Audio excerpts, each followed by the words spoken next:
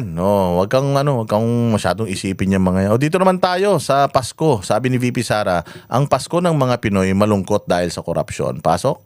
Pero umaasa siyang magiging maganda ang sitwasyon sa susunod na taon.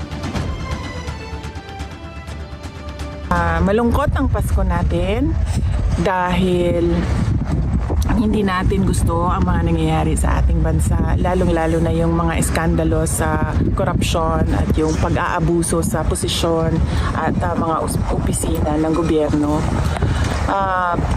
Pero kailangan natin maging matatag. As Filipinos, we are known to be Doon natin simulan. Kayo ba naniniwala na hindi okay ang Pasko natin ngayon? Di ba sinabi ko na rin naman yan sa inyo na usually pagtungtong ng September, festive na yan. September, may mga Christmas trees na yan, may mga ano na yan. Inaantay nila mag-November 1 na lang. Pag nag-November 1, natapos na yung undas, simula na caroling yan.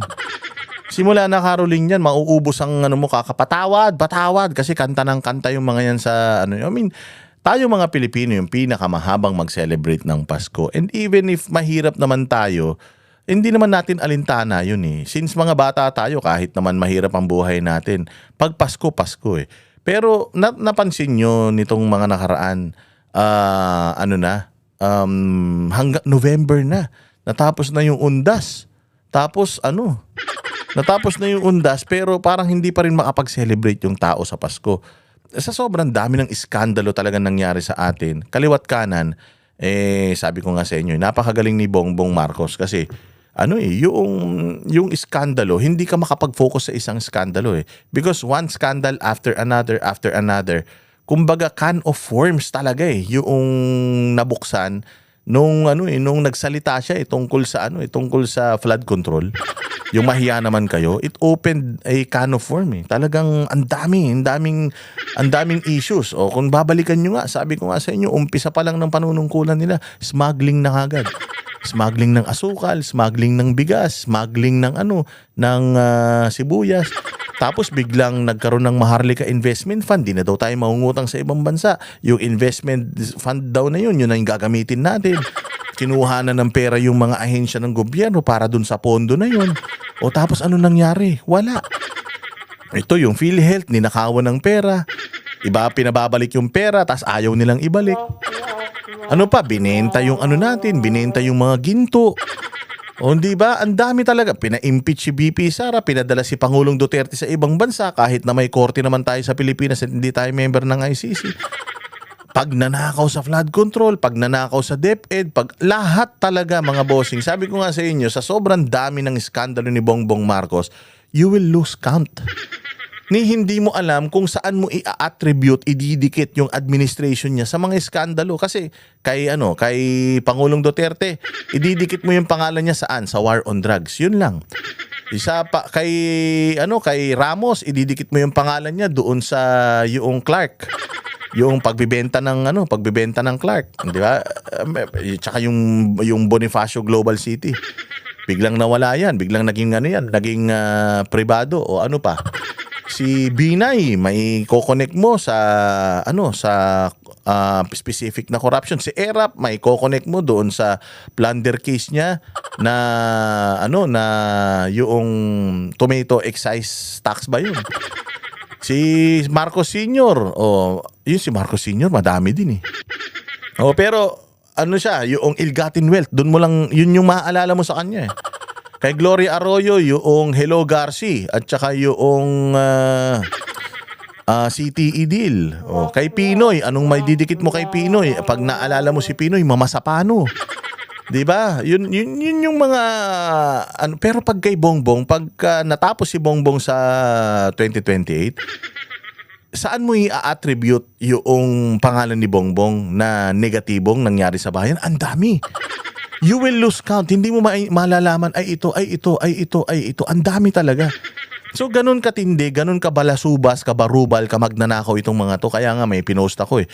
First, second, and third generations of Marcos na magnanakaw. Magnanakaw si senior, magnanakaw yung junior, di umano. Magnanakaw din yung anak na si Sandro, di umano. I mean, di ba? Tapos, iboboto nyo pa ba yung mga yan? Lahat ng itataas ng kamay ng mga yan, wag niyong iboboto kahit dati pang Duterte supporter yan. Kahit dati pang Duterte, wag niyong iboboto basta itinaas ng kamay nila, ibig sabihin satanas yan. Oh, di ba? Ganun lang yun. So, hindi talaga tayo makapag-celebrate ng Pasko kasi litong-lito tayo. Hirap na hirap ang buhay ng mga Pilipino. Pagtaas ng presyo ng bilihin, pagtaas ng presyo ng bigas, pagbagsak ng dolyar at its lowest. Talagang grabe yan. Pag inisip mo, pagdami ng droga, hindi mo talaga alam, madami tayong nakalimutan pa. Ang dami pa nilang mga iskandalo na hindi na natin maalala, nabaon na dahil nga dito sa dami ng pagnanakaw nila. Mantakin mo mali-maleta, trilyon. Si Janet Lapoles, ano lang yan, 10 bilyon lang, ito trilyon. Ang pinag-uusapan natin. Tapos po si Inday Sara ang tinatrabaho. Diyos mio. So ang Pasko ng Pinoy malungkot talaga. Not because we are poor, because we've been poor naman na third world country tayo. Not because salat tayo sa mga bagay, but because mahirap na tayo, salat na tayo sa ibang bagay, ninanakawan pa tayo, akala natin mahirap ang bayang Pilipinas eh. Pero ang yaman-yaman pala natin, ang dami-dami palang pera na imagine mo if this money pumunta talaga sa mga serbisyo, pumunta talaga sa infrastruktura, pumunta sa mga eskwelahan, sa mga ospital, di sana tayo nahihirapan. Sana siguro pwede na tayong bumalikat sa Malaysia, pwede tayong bumalikat sa Taiwan, walang hiya. Mantakin mo Cambodia, ang hirap-hirap ng Cambodia, mas angat na sa atin ngayon dahil sa mga politiko natin na mga magnanakaw. So malungkot talaga. Malungkot na wala ka ng pera, ninakawan ka pa. Okay lang yung wala kang pera eh. Sanay ka na doon eh. Pero yung tangina wala ka ng pera, pag uwi mo ng bahay, yung kaisa-isa mong telebisyon na inaalagaan yun na lang ang meron ka, puta ninakaw pa. Di ba masyadong malungkot talaga yun? O okay lang, halimbawa ako mayaman ako, ninakawan ako, insured naman yung mga nanakaw sa akin, mababalik yun sa akin. So hindi ako masyadong malulungkot. Pero kapag ang dukha, ang hampas lupa ay ninakawan mo, grabe. Oo, grabe ang karma talaga na aabutin mo sa langit. Maniwala ka, Bongbong, antayin mo yung karma mo. Ikaw, Sandro, ikaw, Romualdez, antayin nyo yung karma ninyo. O ang ano nyo dito, yung bagsak, lugmok na tao, yun pa yung binalarhura ninyo, yung pa yung mga ninahawan ninyo. Walang kapatawaran yan. So, hindi lang malungkot physical, itong nangyayari ngayon sa atin, malungkot to hanggang sa puso, hanggang sa kaluluwa natin. Bakit? Kasi ito na nga yung mga panahon na makakalimutan mo pansamantala yung problema mo, 500. Yun lang ang tingin nila sa pagsasalo-salo ninyo. Hayop talaga. Resilient. Kaya kailangan natin itawid itong Pasko na ito na merong pag-asa sa ating mga puso. At syempre ipagdasal natin yon na mas maganda ang ating taong 2026 sa kung ano man yung dinaanan natin ngayong 2025. Kaugnay naman sa desisyon ng Korte Suprema. Hindi ba? Palakpakan natin si Inday Sara. Ang ganda ng mensahe. Ang ganda ng mensahe na malungkot man tayo ngayon, may mga nangyayari mang masama ngayon, manalangin tayo. Because again, prayers can move mountains. Manalangin tayo na itong darating na taon, paliwanag na ng paliwanag. Yes, because the dark times of the Philippines is nung nanalo talaga ulit ang mga Marcos, nung nakabalik sila sa kapangyarihan. Nung kay Marcos Sr., yung darkest hours ng Pilipinas, binigyan natin sila ng second chance, mas madilim pa talaga pa pala. Mas madilim pa sa dark yung nangyari sa Pilipinas. And as it drags on at patapos na ng patapos yung kanilang pamumuno, papunta na tayo ng papunta sa maliwanag. Parang yan tunnel na pagpasok mo, madilim, patay yung ilaw mo, pero doon sa dulo, merong maliit na liwanag na pag napuntahan mo yun, tapos na ang dilim. Light at the end of the tunnel. What is the light at the end of the tunnel? The light at the end of the tunnel is VP Sara leading the country. Even though lugmok na lugmok ang Pilipinas, Inday Sara will try her hardest para ang bayang Pilipinas ay may angat niya ulit. She is the light at the end of the tunnel, mga bossing. And pag natapos natin yon, yung madilim na dako na yun ng buhay natin, which is itong second coming ng mga demonyong Marcos sa Pilipinas, magiging maayos na ulit. At siguro naman matututo na tayo doon sa aral ng kadiliman. Matututo na tayo. And after Inday Sara, we should vote another, not specifically a Duterte, but a Duterte-like leader sa Pilipinas. And I hope na yun maging standards natin ng pagpili ng mga leader pagdating sa future. So unti-unti, 2026, malulusutan na naman ni Inday Sara yung panibagong impeachment complaint laban sa kanya na pinaiingay ng mga makakaliwa at saka nito ni Erwin Tulfo. Huli na ni Erwin yan ha. Putangin na nyo naman. Pagka yan, nagre-electionist pa yan at nanalo yan, tanga na talaga kayo. Huwag na tayo magboto ng mga Tulfo. Putangin na, mga salot yung mga yan. Yung isa, may napapabalita pa, si Rapi Tulfo daw. Putsangin naman, nyakol ha. Kayo talaga, mga balibalita nyo, wag ganun. Meron daw isang Viva Max na na babaeng may R daw yung pangalan tsaka may F.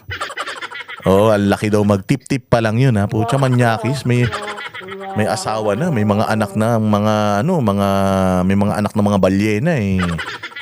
Mag-aasawa kasi ng pangit tas mambababae. Yan ang hirap eh. Joke lang po yun ha. Joke lang yun ha.